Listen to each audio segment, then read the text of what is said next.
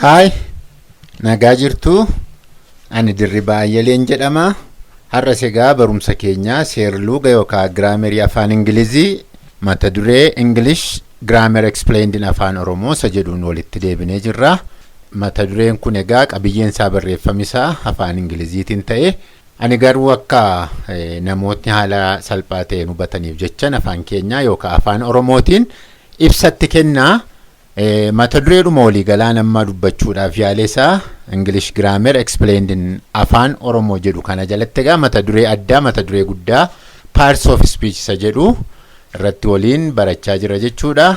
Parts of Speech jala qabxiiwwan gurguddaa 8 akka jiran dubbadheen ture. Isaan keessaa noun ilaalleerra amma qabxii mata duree isaa guddaa lammaffaa pronoun ilaalaa jirra. Pronounis jalqabnee gaarraa barumsi keenya kutaa isaa dhumaati. Tarii namoonni barumsa kana amma hangarraatti hordofuudhaaf carraan argatiin jirtan YouTube irra deemtanii YouTube chaanaalii maqaa dirree afaan YouTube jedhuun yoo barbaaddaniif argachuu dandeessu jechuudha. Barumsi keenya guyyaa har'aa egaa waa'ee pronounii keessaa waa'ee indefinite pronouniti jechuudha. Akkuma warra kaanii eenyu fa'ii hojiin isaan immoo maal isa jedhu walii wajjin ilaalla. Gara sanatti otoo hin ce'in fuula dura garuu hanga ammaatti pronounota eenyu fa'aa ilaallee isa jedhu yoo walii wajjin ilaalleef fakkeenyaaf kinds of pronoun isa jedhu kana yoo ilaallee tokkoffaa irratti waa'ee personal pronoun ilaallee turre booddeetti deebitanii yoo dhaxxanii barbaadan argachuu dandeessu jechuudha. Demonstrative pronouns ilaallee turre. Akkasuma sadaffaa irratti interrogative pronoun ilaalleerra. Yeroo darbe marsaa isa kana durammoo relative pronoun ilaallee har'agaa pronounota keessaa akka qabxii torran qabadde keessaa isa shanaffaa barumsa keenya walii galaaf garuu marsaa 12ffaa ta'a indefinite pronoun walii wajjin ilaallaa jechuudha. Egaa barumsi keenya waa'ee indefinite pronouns warra jennu ta'a jechuudha. Indefinite pronouniin ibsuma isaarraa kaasnee yoo walii wajjin ilaallee fi indefinite pronoun used to show unspecified object or people whether in plural or singular jedha. Eenyufa akka ta'anii itti fufee nan dubbadda yookaan tarreessinee waliin ilaalla. Maal hojjetu isaan isa jedhuuf garuu wantoota unspecified ta'an adda baafamanii eenyu akka ta'e wantoota hin ka'amin bakka buusneettiin dhimma itti baana. Jechoota warra isaan kun indefinite pronounidha. Pronounota warra indefiniteedha jennee tarreessun yookaan isaan kana jennee warra keenyu kana maal ibsu jechuudha.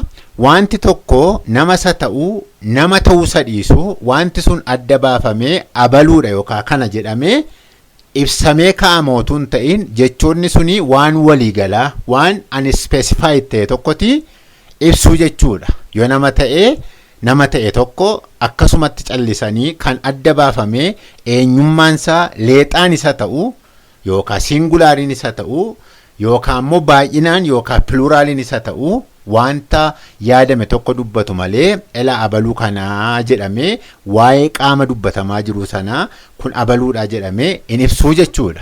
Fakkeenyaaf bifa adda addaatiin akkuma akka amala isaaniitti yoo ilaalle indefinite pronounota kana warri bifa singulaariitiin yookaan bifa leexaatiin waa ibsanii eenyu fa'a yoo jennee ilaalle isaan kana anybody, anyone, anything, each, everybody, everyone, everything, little, much, nobody, no one, nothing, one, somebody, someone, something isaan jedhaman kuni adda baasanii seentensii tokko keessatti ilaabaluu kanaa jedhaniin ka'ani waa.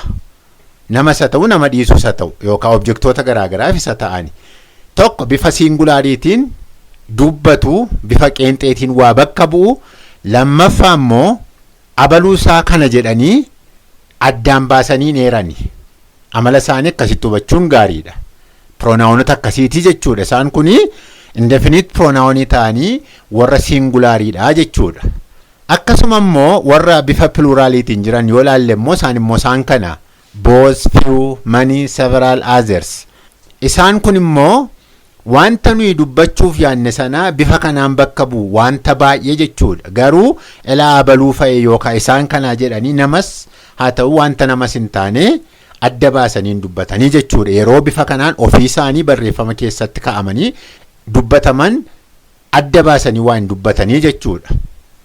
Warri immoo amala lamaan saatii qaban immoo jiru. Warri singulaarii ta'anis pronaawunotuma ta'anii, warri immoo pluraalii ta'anis immoo jiru. Bakka lamaanittiyuu akka amala barreeffama yookaan hima dhimma itti ba'aa jirru sanatti bakka lamaanutti immoo hojjetan immoo jiru. Isaan immoo isaan kana all, any, more, most, none, some, sachiin immoo singulaariis hin ta'u pluraaliis hin ta'u jechuudha. Akka wanta nuyi barreeffamaan yookaan dubbiidhaan isa ta'u dhimma itti ba'aa jirru sanatu murteessaa jechuudha.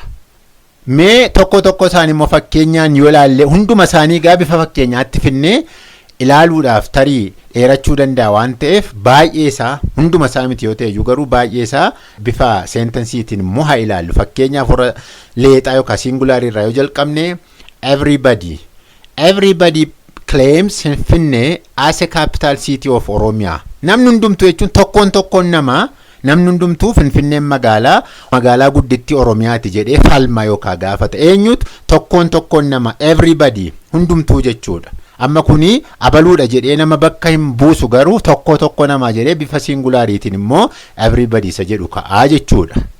I would like to find somebody to take care of my children.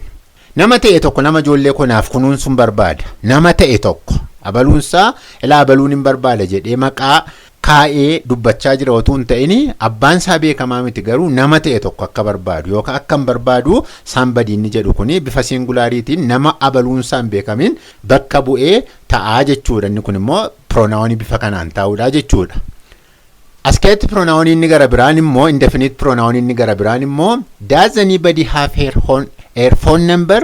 Namni ta'e tokko abaluunsaa beekamaa miti. Garuu waa'ee nama tokkoo dubbata. Namumti ta'e tokko namni lakkoofsa bilbila isheetii qabdan jirtu akka jechuu jira akka jechuu wayitii jechuudha. Kanaafi anybody inni jedhu indefinite pronaawunii waan leexaa abbaan isaa hin beekamin tokko ittiin ibsinuudha jechuudha.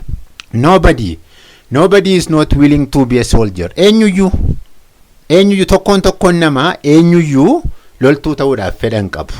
Kanaaf nobody inni jedhu kunis leexaa ta'ee garuu immoo namni kamiyyuu akka fedhan qabne tokkoon nama akka fedhan qabne loltuu ta'uudhaaf dubbataa jechuudha. He is friendly with everyone in his class. Kutaasaa keessatti tokko nama wajjin inni michuu gaariidha yookaan immoo namatti siqee jiraatuudha isa jedhu ibsanni kun immoo. Kanaaf everyone inni indefinite pronaawunii waa'ee leexaa dubbata garuu eenyu akka ta'e immoo adda baasee hin dubbanneedha jechuudha. Someone ate my breakfast.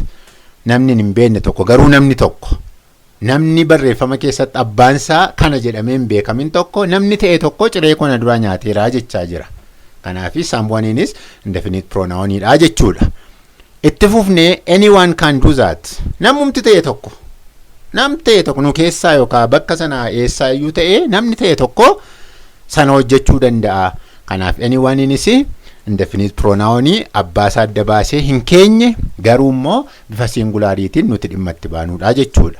Everything is fine so far. Hangammaatti waan hundumtuu tokkoonsaa jechuudha gaariidha. Tokkoon waan hundumti isaa gaariidha. Everything in maaloodha jechuudha. Indefinite pronaawunii bifa kanaan wanta leexaa garuu immoo nama kan hin ta'in things warra jennu ittiin ibsuudhaaf kan nuyi dhimma itti baanuudha jechuudha. For 3 weeks I ate nothing at all. Torban 3 darbanii fi ani homaa tokko nyaanne. Nothing waan tokko iyyuu nyaanne. Qoccoosa ta'uu, hancooteessa ta'uu, waan kamiyyuu ta'uu nyaanne. Nothingiin kun gaamma waan nama hin ta'in things warra jennuuf kan itti gargaaramnu pronaawunii waan singilii ibsu garuu immoo adda baasee wanta nuyi dubbanneef suni kam akka ta'e kan hin dubbanneedha jechuudha. Would you like something to eat? Waan ta'e tokko nyaachuun barbaadda? Maaloodhaan hin beekne. Wantichi garuu maayini wanta tokko something singilii ibsaa jechuudha.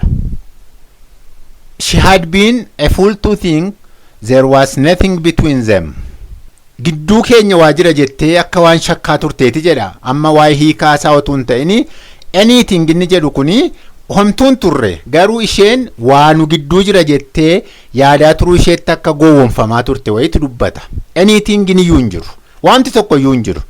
Wanti isaa adda baafamee hin eeramne garuu waamti tokko jira jettee isheen shakkaa turte waamti sun iyyuu waan kamiyyuu haa ta'u beekamaa ta'u iyyuu adiisu malee hin jiru. Anythingin pronaawunii nama hin ta'in garuu wantoota objektoota yookaan things warra jennu ibsinu keessaa isa tokko jechuudha bifa singulaariitiin. I want no one to know my secret.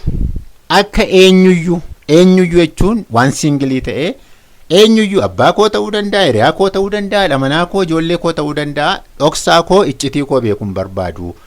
No waan inni jedhu kun garuu adda baasee hin keenye. Garuu immoo waan singulaarii, waan singilii ta'e tokko akka inni ibsu hubachuun gaariidha. Egaa barumsi keenya guyyaarraa pronaawunii ilaalchisee waa'ee indefinite pronaawuniif dubbachaa ture, kan hangammaatti ture fakkaata. Walumaa gala pronaawunii ilaalchisee barumsa kutaa 5 addaan qoodamee an dubbachaa ture. Hanga irraatti kan walii wajjin ilaalle fakkaata. Yeroo ittaanu parts of speech mata duree isa jedhu keessaa qabxii 2 ilaalleerra, naawuniif pronaawunii. Ammoo baay'ee qabxii murteessaaf qabxii barbaachisummaan isaa baay'ee jabaa ta'e waa'ee verbii ilaalle yeroo itti dhufnu. Egaa barumsa hangammaatti ilaalle kana yoo jaallattaniittu ta'e social media garaagaraa irratti, Facebook irratti like yoo gootan, share yoo godhattan, yoommoo viidiyoon kun yeroo yerootti akkasiin qaqqabu barbaaddaniif immoo YouTube irraa YouTube chaanaalii maqaan isaa Dirree Afaan YouTube isa jedhattanii subscribe yoo gootanis yeroo yerootti isin qaqqabuu danda'a. Hammammaatti egaa waan hordoftaniif fayyaa ta'a. Yeroo dhuftu waa'ee verbiitiin wal arginaa jechuudha. Nagaa.